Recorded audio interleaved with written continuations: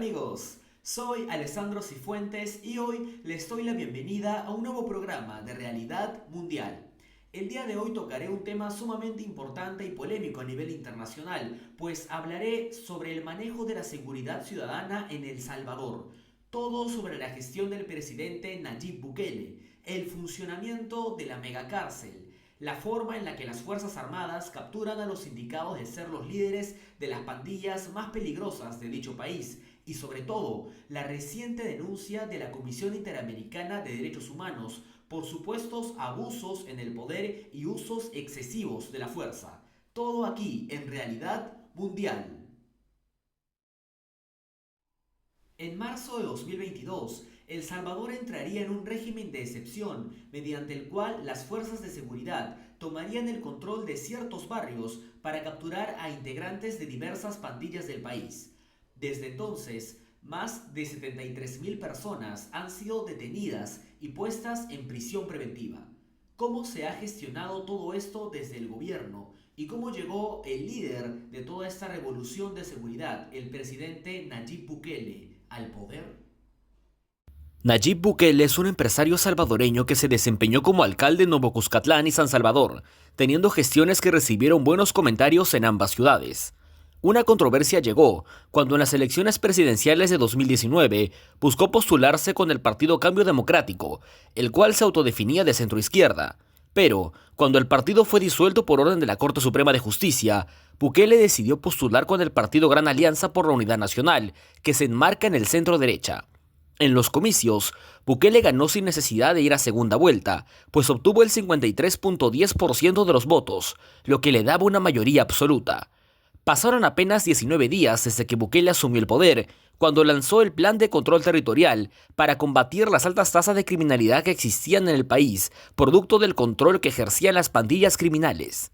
El plan demostró ser exitoso cuando en 2020 se logró disminuir la tasa de homicidios en un 51.3%. Sin embargo, las gestiones y los métodos de Bukele para lograr estas cifras serían duramente cuestionados desde el principio. Cuando Bukele llevaba apenas 100 días como presidente, se destacó que hasta entonces se había logrado reducir el número de homicidios a 4 por día, una cifra que había llegado al doble e incluso al triple en administraciones anteriores. Además, se hablaba de un fortalecimiento de las relaciones con el gobierno de Estados Unidos, entonces liderado por Donald Trump. Para los líderes del Frente Farabundo Martí para la Liberación Nacional, que es uno de los partidos de izquierda tradicionales del país, estos éxitos del presidente representaban un intento peligroso de imponerse a las leyes e incluso a la institucionalidad. La actitud contraria de este partido contra Bukele tenía sus orígenes en la decisión del mandatario de traer abajo a la Secretaría de Inclusión Social y al programa de apoyo temporal financiero que fue impulsado por el FMLN, además del despido de 3.000 funcionarios altamente ligados al partido izquierdista. Todo ello serían las primeras causas de la crisis política que sacudió al país en 2020. En febrero, Bukele buscaba obtener un préstamo de 109 millones de dólares por parte de Estados Unidos para financiar su plan de control territorial, en donde buscaba reforzar el presupuesto de la Policía Nacional Civil para armarlos mejor para los enfrentamientos violentos con las pandillas. Sin embargo, tanto los legisladores del FMLN como Arena, el otro partido político histórico de El Salvador, se negaron a aceptar la solicitud de préstamo y exigieron mayor transparencia al presidente para saber qué planeaba hacer con los fondos. Así, Bukele decidió convocar a la Asamblea Legislativa, pues consideraba que el préstamo era vital para los intereses del país. Sorpresivamente, Bukele acudió a dicha asamblea acompañado de soldados armados que mantuvieron una postura intimidatoria con los legisladores opositores. La asamblea no llegó a tener quórum suficiente y Bukele llamó a una insurrección popular. Sin embargo, al salir, declaró lo siguiente: si hubiera querido, hubiera tomado el control de todo el gobierno esta noche.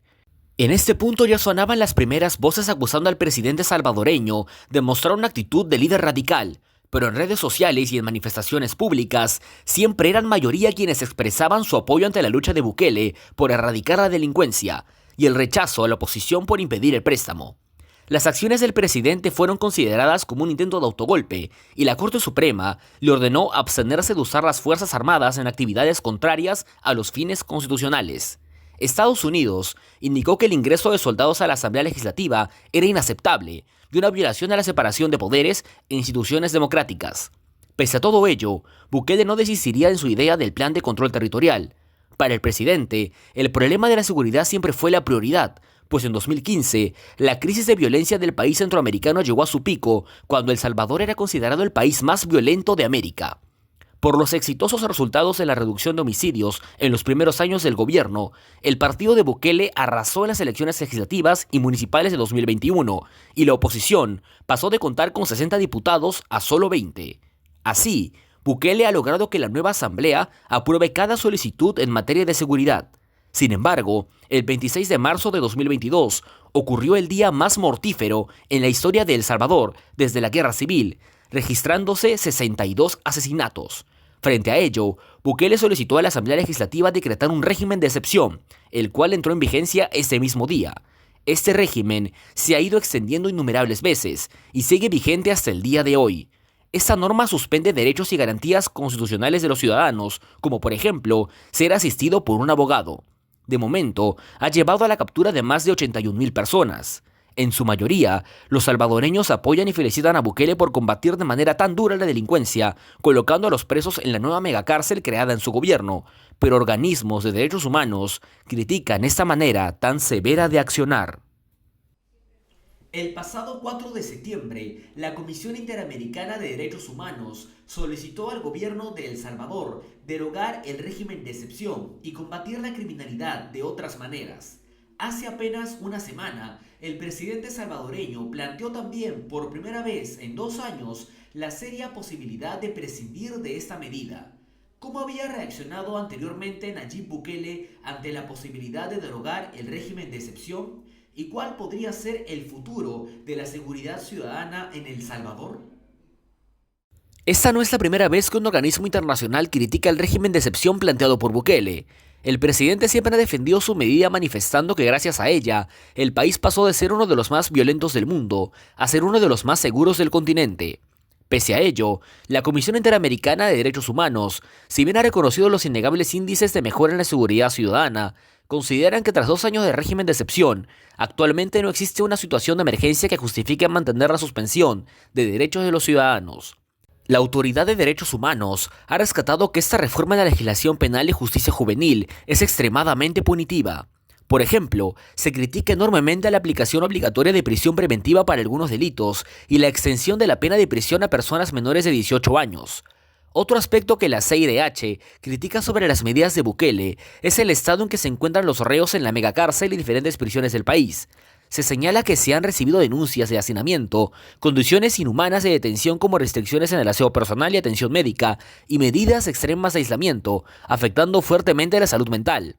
En su informe, el organismo le pide al gobierno salvadoreño revisar el estado de las prisiones preventivas y las precarias condiciones en que se encuentran los presos. Las reacciones del gobierno han estado divididas. Desde que inició el gobierno, Bukele se mostró enfático en la lucha contra la delincuencia e incluso criticó a los organismos de derechos por, en sus palabras, velar por la defensa de los pandilleros. Además, se ha cuestionado las fuentes que ha usado la CIDH, así como los testigos y las personas que se ha entrevistado para analizar la situación de las cárceles. Sin embargo, días antes de que la CIDH se pronunciara sobre el régimen de excepción, fue noticia un pronunciamiento del presidente Bukele, en donde por primera vez desde que inició el régimen en 2022, planteó la posibilidad de prescindir de esta medida.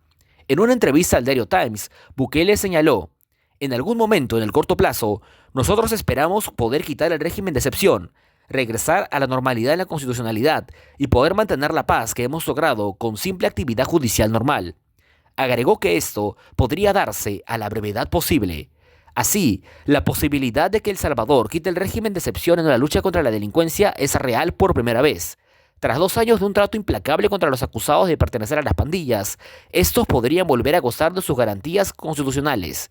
La ciudadanía salvadoreña apoya en gran mayoría la medida impuesta por Bukele, pues llevan décadas sufriendo con la criminalidad en las calles, y es la primera vez que un presidente ataca este problema de manera tan radical.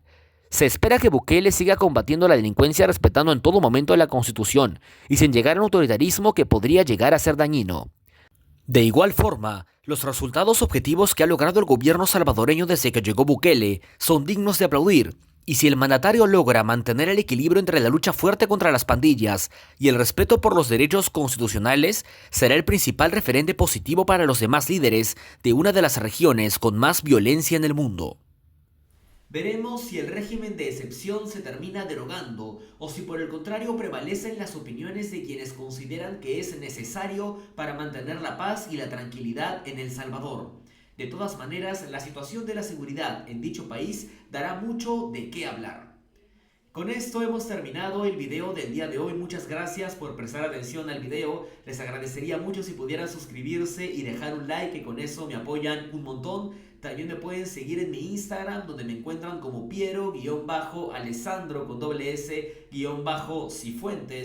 Yo soy Alessandro Cifuentes y esto fue Realidad Mundial.